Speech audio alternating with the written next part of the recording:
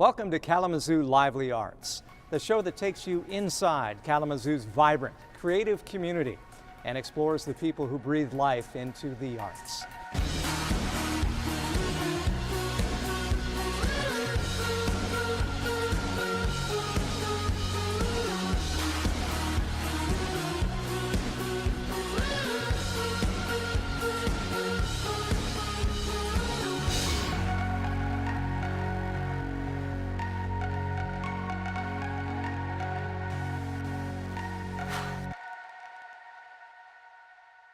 Support for Kalamazoo Lively Arts is provided by the Irving S. Gilmore Foundation, helping to build and enrich the cultural life of Greater Kalamazoo. I'm John Koch here at the historic Kalamazoo State Theater. On today's show, Shelley Irwin and Jan Cruzy soar through the Kalamazoo Air Zoo, roll their sleeves up and dig into art at Tonya Neilsen Studio, and go center stage with singer-songwriter Yolonda Lavender. First, the Kalamazoo Air Zoo. The Air Zoo is an aerospace and science educational experience really for all ages, designed to inspire and educate kids through adults on just the amazing accomplishment of aviators from a long time ago toward the future of where we're going, both with space flight and of course with our incredible airplanes. What's very important here at the Air Zoo is we don't call ourselves an air and space museum. When people think about typical museums, it's, hey, couple of airplanes in a hangar, and you look around and you see that hangar. You feel like you're in a hangar.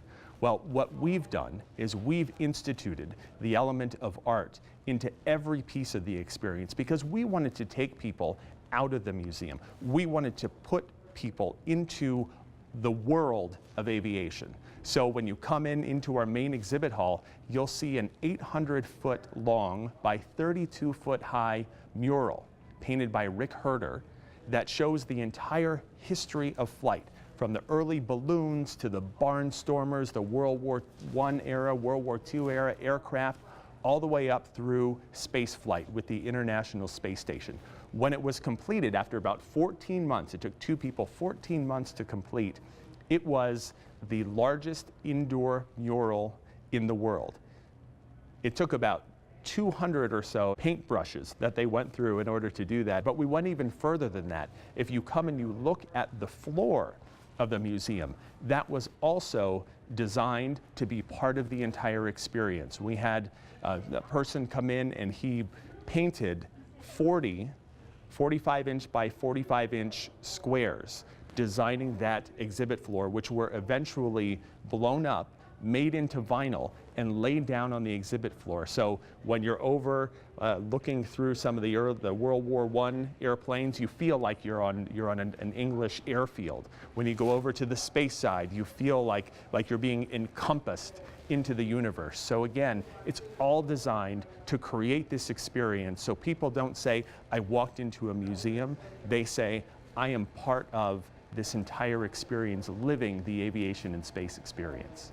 Time for some show and tell of your artifacts. What do you have to share? Well, when I think about art at the Air Zoo, we've got a lot of great photographs, a lot of great paintings all over the Air Zoo. But there's a really unique niche of art that we love to talk about, and that is trench art. So trench art is exactly what you think it is. That was art created by our soldiers during World War I, during World War II, while they were in the trenches. Because you think about warfare at that time, there was a lot of trench digging, preparing for battles, and there would also be a lot of downtime where the soldiers would just be sitting, waiting for orders, not sure, do we advance, do we retreat, or do we sit in that trench? So there was a lot of art created during that downtime. So I've got some examples that I'd love to show here. They must have had some unique utensils to use. Well, unique, I suppose. This one, I guess, would be unique. This was actually the shell of a German howitzer. And so at one point, this was actually just a straight kind of a cylinder there. And an individual had made this piece. It looks like a really nice chalice. And if you look very closely up here, you can see a lot of just the kind of rough areas around the smooth areas. This was created by two not so very unique tools, a hammer and a nail. Created all of these thousands of little indentations here to create this incredible piece of art from World War II. Here's another example. This is a propeller blade that was carved out. You can see carved out down here, and some beautiful carvings in here to hold a photograph. The tools one might have used? The tools could have been used. There could have been a screwdriver, because they did have a lot of tools that they used for to put some of their ammunition together and such. And so they probably used just some general tools, but it's really quite remarkable. Here's another example of some of the metal work, but this has some painting as well, because this, I think, was born out of necessity. As you can see, this was holding matches, as a matter of fact, to protect them during the weather and such. But it was carved out of, again, that metal there, and you can see very intricate carvings in there. With coloring. With coloring as well, so there's definitely a painting aspect there, and this is a nice little ashtray as well. So it's really remarkable when you think not just about the art pieces themselves, but when and how and by whom they were created. Just the history that is in this art. And one final piece here, you can see these bombs here. These were actually taken back home and made into lamps. Yeah, very fascinating. Here to see at the Air Zoo. Absolutely, on display. Troy, time to put me to work. What's happening here? Well, we are standing in front of our FM2 Wildcat that was on the bottom of Lake Michigan for 68 years. The Air Zoo got it from the Navy on restoration loan a little over a year ago, and in about 4 more years from now, this beautiful airplane is going to be fully restored, and we're looking for a home for it right now, potentially over at the Navy Pier. But until then, we've got a lot of restoration work to do. And we've got about 50 or so restoration volunteers who work here 5, sometimes 6 days a week, really looking to restore this airplane back to its former glory. Yep. So we've got a little brush here, and we're still in the very early stages of this restoration. Right? Yes, you got your goggles on, and I'm going to do the same. And what we've realized with this airplane was it was, again, on the bottom of Lake Michigan for almost 7 decades, and lots of things grew on it in that time. Lots of plant life, lots of mussels as well. And so one of the first things that our restoration volunteers have to do is get it clean. Yes. We've got to get all of this little plant life off there. If I'm to start, I'm going to go like this. Sure, absolutely. Scrub away. Now, you are working on an airplane from the 1940s. That was on the bottom of a lake for almost 70 years. We've got about 50 restoration volunteers, and many of them are retired, but they are former craftsmen in their own right, whether they're woodworkers or metal workers. So they, of course, bring their own brand of art to this airplane, because a lot of this work that we're doing, there's restoring work, but then there's also creating new pieces. There are some components that we don't have that we're going to have to recreate, and to do that, these craftsmen are going to be working for the next 4 years in really bringing that art and crafting these pieces in order to make this airplane whole. My goal would then be to clean this as much as possible. What happens? That's right. Well, we've got to get this as clean as we can, because even though this airplane has really deteriorated quite a bit, and I'm just going to reach down here, I want to show you one of the intake valves to see how it's deteriorated. You can see how it's rusted so badly over 68 years underwater. So we have a lot of work to do. We want to save as much as we can, as much of the original metal as we can, which is why we're doing this cleaning. It looks like we're going to be able to save about 90% of this total airplane that we were able to bring up. And so in order to do that, yes, it's a lot of tedious cleaning with things that look like toothbrushes, but again, we are preserving history here. Yes. I gotta get to work. Let's go.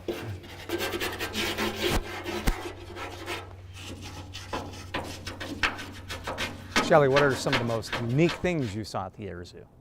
Oh my gosh, it was so exciting. One of the favorite things I liked was actually getting to sit inside of a plane, and I think it was one of the bombers, and it was a kind of an eerie experience to know that this was the real deal, and now it's here for us to explore. So much to do, lots of hands-on experiences available. And I understand NASA well represented in Kalamazoo. Yeah, right here in Kalamazoo. NASA is represented with It's called the Saturn V, you know, that actually flew up to our moon, and pieces of that in for us to view. So it's just all of the excitement of kind of the name, an air zoo. I also appreciated well, helping to clean some of the pieces of an actual plane that had gone down. So that was kind of emotional. And the mural in there is world famous.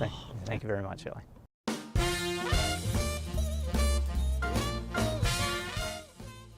I make art out of coins. Early 80s, my dad taught me a 400-year-old folk art. Goes back to medieval times, cutting out coins, turning them into art. I think I have to ask, get ready, isn't this illegal? No, it's not. It's a common misconception. The original defacing law was only written to protect the silver in the coins, keep people from melting the silver and defrauding the government. And I trust these are cuts? It's cutting. It's all hand done. My blades are as small as 2/1000 of an inch, about a half a hair, 5 times smaller than the laser. Tell me a little about the coins themselves. How do you come actually across them, and what do you put on them? Well, I kind of specialize in American coins.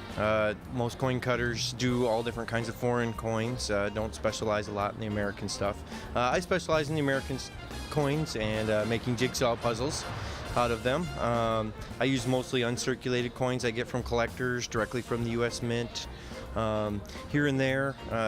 And I use antique silver coins a lot from people who are just looking to get rid of their silver. Jeremy Barrett, thank you.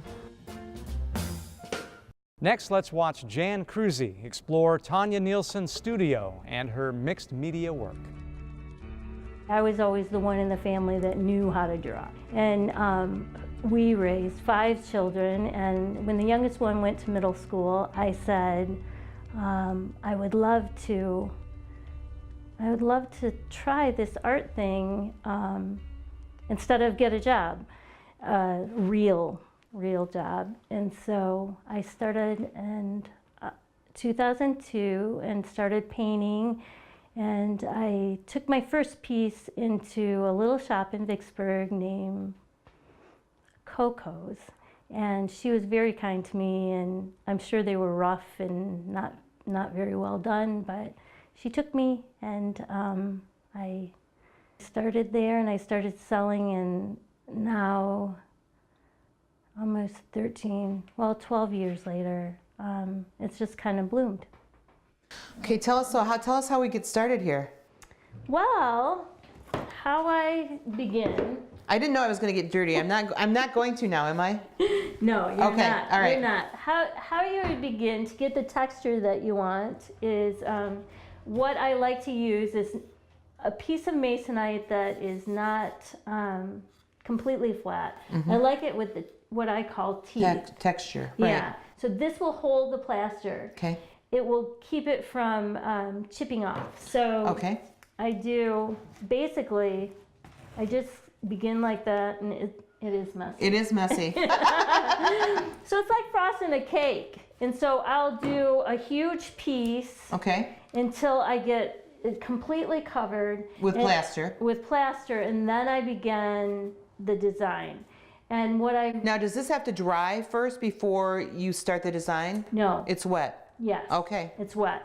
The best way to describe my art would be hopefully it's alive. You know, I want people to be able to connect to not just the colors, but the shapes and the form. And what you don't see is underneath all of my paintings, I write. And so I write all different things, verses and what I'm thinking, or prayers. And so all of that's packed underneath. And then I put plaster down to cover all that. And after I begin the design, then, and I got the design down, I take my wedding ring off, which is kind of tight right now. I take it off, and every one of my paintings, somewhere, except a couple that I forgot, is I embed my wedding ring in, and then that's kind of my signature. Okay. And I know it's mine. Okay. And so that's really the simple process. Then this dries completely 24 to 36 hours. Okay. Once the design's in, and then I paint. So when you start painting, this is all covered with the plaster and it's totally Yes. dry. Yes, Okay, and then you start with color. I do. And it's kind of a process that I've developed over time, which is I try and go dark to light, but it doesn't always necessarily work that way. Sure. And I just take pieces and it develops over time. Sometimes it's real quick and sometimes it's slow.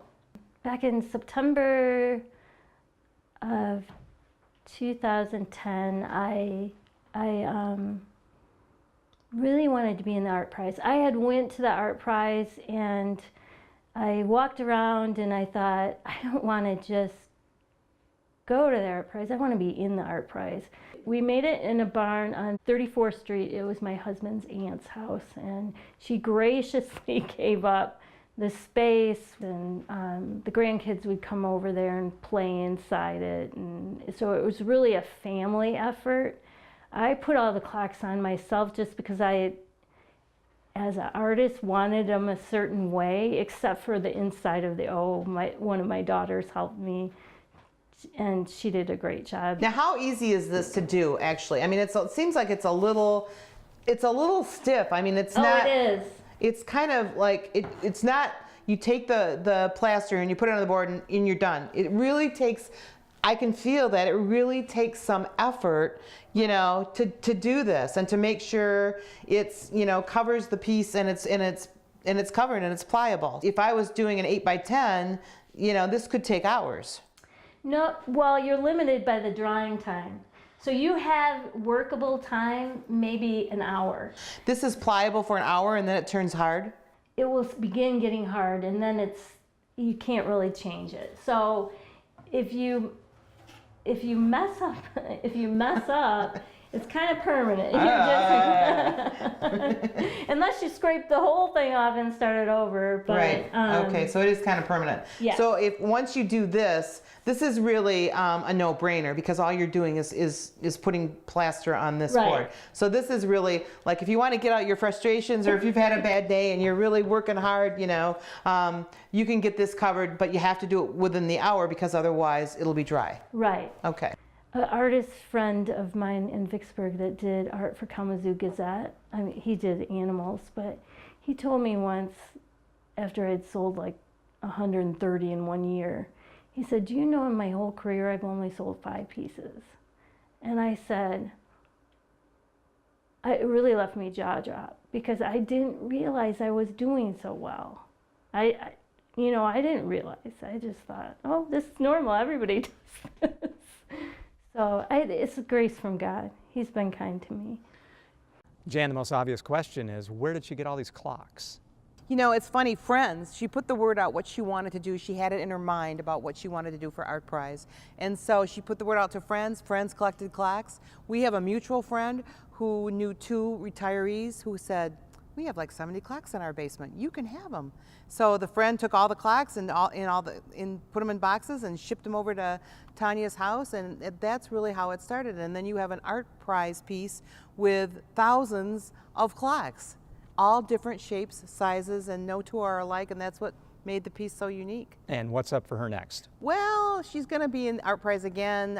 Maybe something to do with keys. She didn't want to get too specific, but Tonya Neilsen will definitely be seen again. Interesting. Collection of clocks, now maybe keys. All right, thank you very much for that story.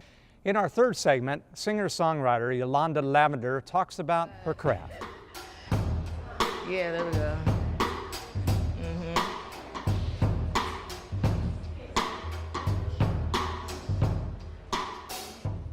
Everybody, give a loud, warm welcome to your very own Yolonda Lavender.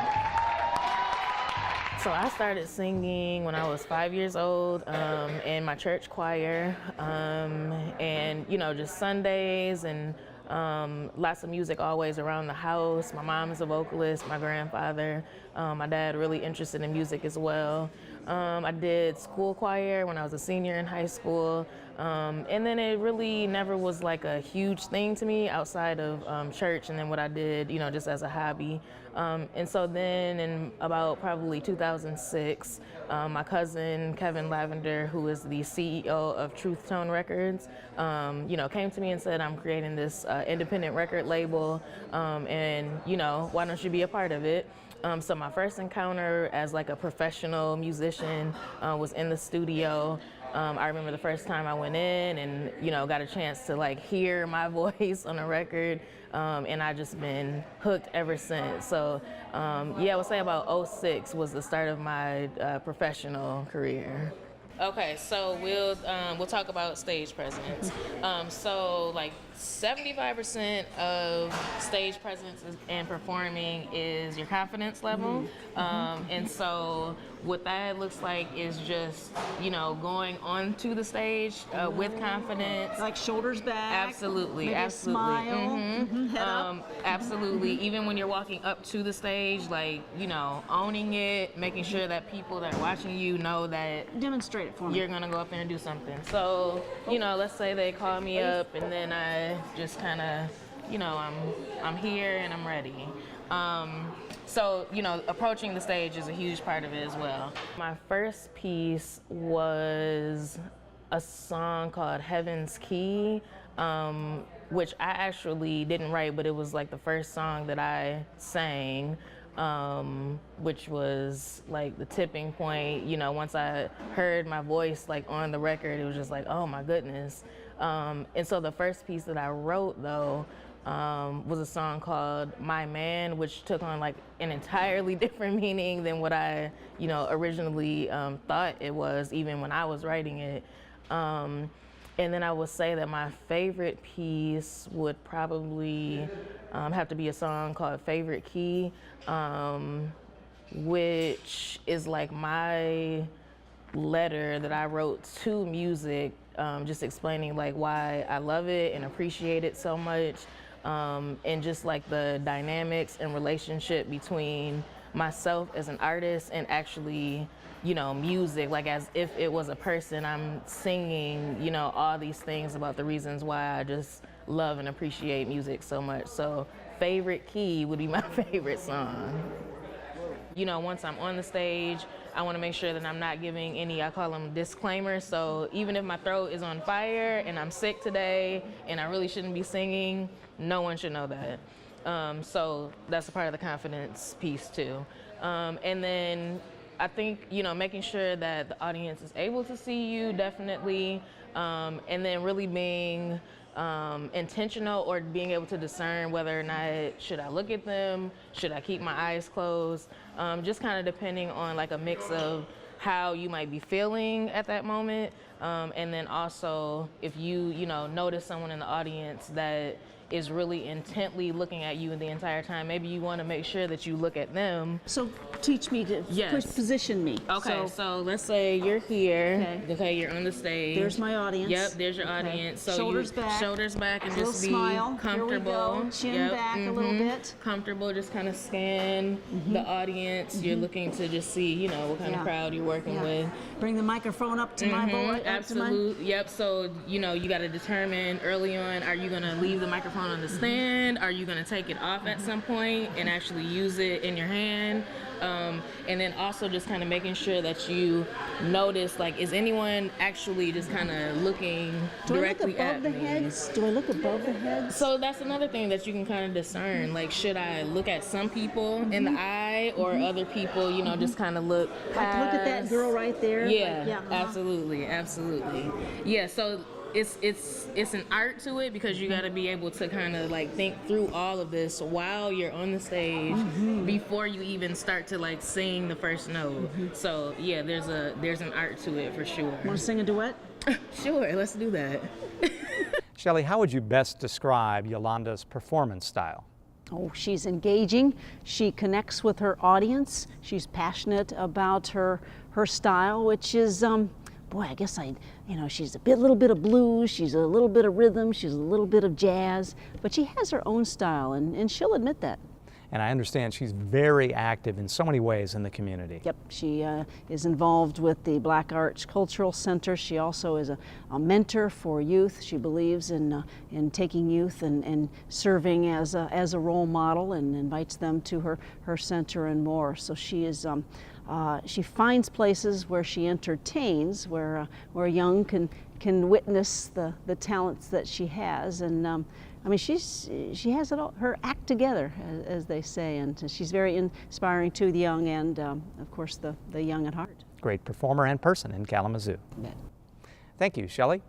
And thank you for joining us on this week's episode of Kalamazoo Lively Arts. Tune in next week as we catch up with Yolonda, as well as Speak It Forward and Creative Awakenings, organizations which are working to give people a voice through art. From the Kalamazoo State Theater, I'm John Koch. Good night. Support for Kalamazoo Lively Arts is provided by the Irving S. Gilmore Foundation, helping to build and enrich the cultural life of Greater Kalamazoo.